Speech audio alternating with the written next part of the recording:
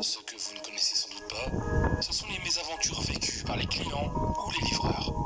Je vais vous parler ici de 4 affaires horribles à propos d'Uber Eats. Vous n'allez plus jamais oser commander. L'histoire de Juliette. Juliette nous raconte son aventure horrible avec Uber Eats sur son compte Twitter. Elle explique qu'elle utilise le service de livraison depuis très longtemps et que jamais elle n'avait eu le moindre souci. Les livreurs étaient toujours agréables et souriants, les commandes presque jamais abîmées, bref, elle n'avait jamais eu de problème. Un soir, elle rentre tard de son travail. Elle ne précise pas ce qu'elle fait comme travail, on sait juste qu'elle habite seule et que c'est pratique pour elle de commander à manger, comme ça elle peut se poser tranquillement devant son PC pour se détendre, etc. Donc, elle rentre tard et elle se dit qu'elle aimerait changer un peu de restaurant parce qu'elle a l'habitude de commander dans ses restaurants favoris. Mais là, elle veut quelque chose de différent. Elle parcourt donc l'application jusqu'à trouver un restaurant qu'elle aimerait essayer.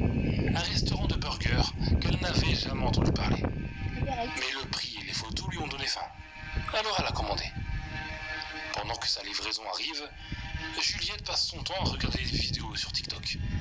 Après 10 minutes, elle regarde son application pour voir où en est sa commande. Et c'est là qu'elle voit quelque chose d'un peu bizarre. Pour voir où il en est dans sa tournée. Elle remarque que le livreur est juste devant chez elle.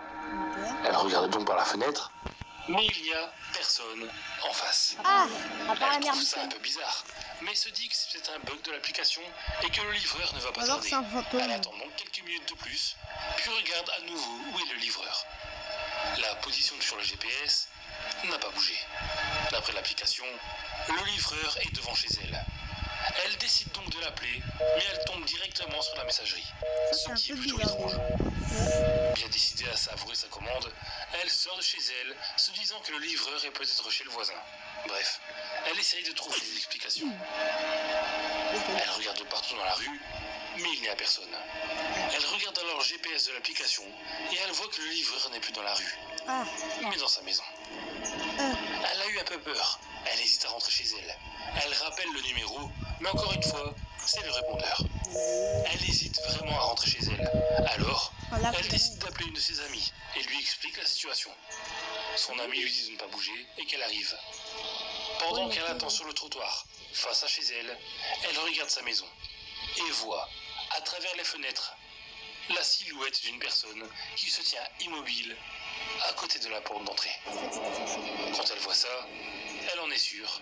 Quelqu'un est entré dans sa maison et attend qu'elle rentre à son tour. Discrètement, elle appelle la police pour leur indiquer le problème.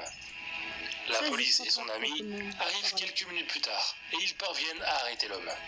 Juliette, à ce jour, ne sait toujours pas pourquoi l'homme est entré chez elle. Il ne veut rien dire. On sait simplement que la police a retrouvé des ciseaux et une hache dans son sac. Elle s'est promise de ne plus commander sur ce genre d'application. Elle préfère marcher quelques mètres et ne pas finir découpée à coups de hache.